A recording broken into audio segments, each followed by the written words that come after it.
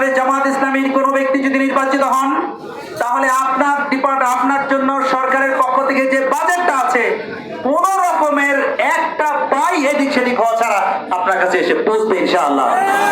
জাতি সমাজের ভাইদের ডেভেলপমেন্টের জন্য প্রপার স্টেপ তারা নিতে পারেন নাই। এই জাতি সমাজের যে সমস্ত প্রোডাক্ট আছে, লুঙ্গি, গামছা, শাড়ি, এই জাতীয় যে প্রোডাক্ট আছে, সেগুলিকে লোকালি, ইন্টারন্যাশনালি সারা পৃথিবীব্যাপী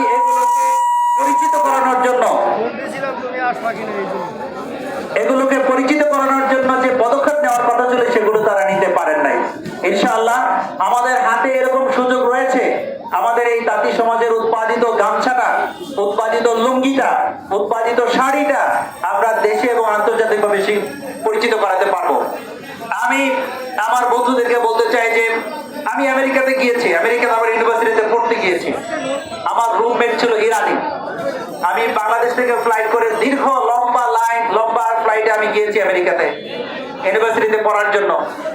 আমেরিকাতে যাইতে 18 ঘন্টা একসাথে বিমানে থাকতে হয় কমপক্ষে। এই 18 ঘন্টা জার্নি করার পর রুমের মধ্যে গিয়ে যখন পড়ছি, আমরা তখন কি করি?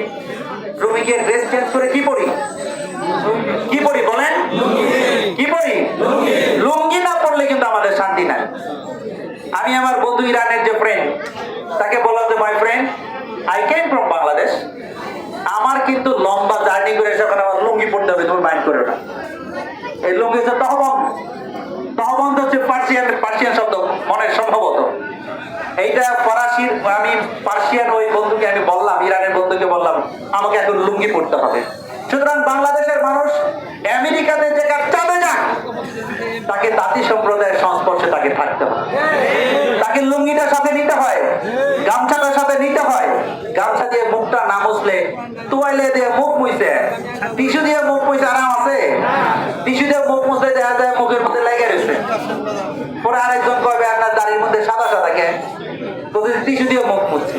যদি গামছা থাকে, গামছা লেগে থাকে, আমাদের জাতি সম্প্রদায়ের প্রোডাকশন, আমরা তাদের প্রতি রেসপেক্ট রেখে বলতে চাই, আপনাদের যে প্রোডাকশন আছে এই প্রোডাক্টটাকে আন্তর্জাতিকভাবে স্বীকৃতি দেওয়া সম্ভব। আমরা ইনশাআল্লাহ এটা নিয়ে কাজ করব।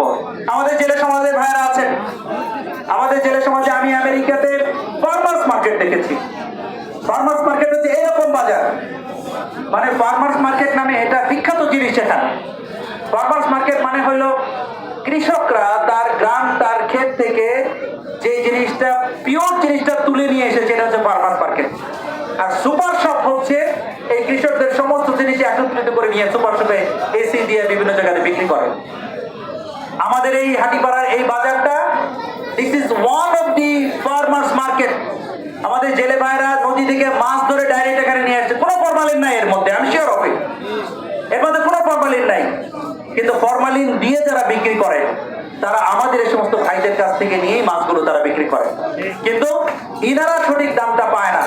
সঠিক দামটা পায় হচ্ছে যিনি ওই জায়গায় দূরে নিয়ে বিক্রি করেন তিনি। আমি বলতে চাচ্ছি যে আমাদের ভাইরা যারা মাছ ধরেন, মাছ উৎপাদন করেন, মাছ বিপণনের কাজ করেন, তাদের জন্য ট্রান্সপোর্টেশনের ব্যবস্থা যদি ঠিক মতো করে দেওয়া যায়, মার্কেট মনিটরিং যদি ঠিক মতো আমরা করতে পারি, ভোক্তাও এখানে উপকৃত হবে এবং ক্রেতাও উপকৃত হবে, বিক্রেতাও উপকৃত হবে। একটা নির্দিষ্ট সময়ের জন্য জেলে সম্প্রদায়ের জন্য একটা প্রণোদনা থাকে। এই সময় এই মাছ ধরা যাবে না, মাছ না ধরলে তাদের জীবন কিভাবে চলবে সেজন্য একটা প্রণোদনা থাকে। দুঃখের বিষয় হচ্ছে আমরা এটাকে জিজ্ঞেস করে দেখবেন, যেই প্রণোদনাটা সরকার থেকে দেওয়া হয় সেই প্রণোদনাটা ওনার পর্যন্ত এসে পৌঁছায় না। আমরা আমাদের নিশ্চয়তা দিতে পারি, বাংলাদেশ জামাত ইসলামীর কোন ব্যক্তি যদি নির্বাচিত হন, তাহলে আপনার জন্য সরকারের পক্ষ থেকে যে বাজেটটা আছে কোন রকমের একটা পাই এদিক সেদিক হওয়া ছাড়া আপনার কাছে এসে পৌঁছবে ইনশাআল্লাহ। আমরা দিতে পারি। আল্লাহ তাআলা আমাদেরকে এই সমাজটাকে সুন্দর করার তৌফিক দান করুন, এই সমাজের মানুষের জন্য কাজ করার তৌফিক দান করুন। আমাকে আজকে এক মুরব্বী কোথায়, আটিপাড়ার কোন মুরব্বীর সাথে আমার কখনো পরিচয় নাই, তিনি আমাকে দেখে আমাকে 100 টাকা উপহার দিচ্ছেন। আমি মনে করি এটা 1000 কোটি টাকার চাইতে অনেক বেশি দামি।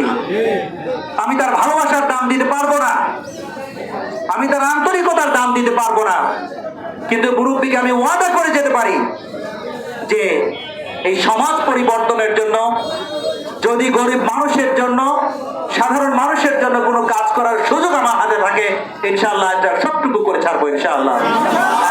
আমি বলতে চাই, অবহেলিতার মানুষের জন্য, আমি তো এলাকার মানুষ, আমি এলাকায় কি ওয়াদা করব? আমি এই ওয়াদাটা করতে চাই, আমি আপনাদের সাথে আছি।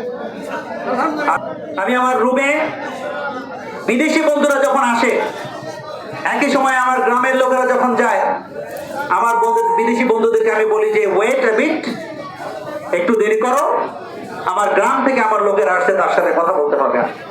তাদেরকে ওয়েট করা, এক কাজ করে তারপরে আমি এদের জন্য সার্ভিসটা দিয়ে তারপরে এদের সাথে কাজ করি। আমার বিদেশি বন্ধু আমাকে জিজ্ঞেস করেছে যে তুমি এত প্রায়োরিটি দিচ্ছে কেন?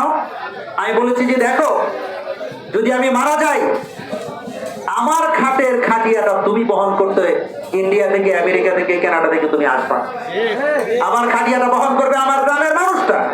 সুতরাং তাকে যদি এখন আমি সম্মান না করি, আমি বড় যাওয়ার পরে কথাই বলতে পারবো না, আমার খাটিয়াটা বহন তাকেই করতে হবে।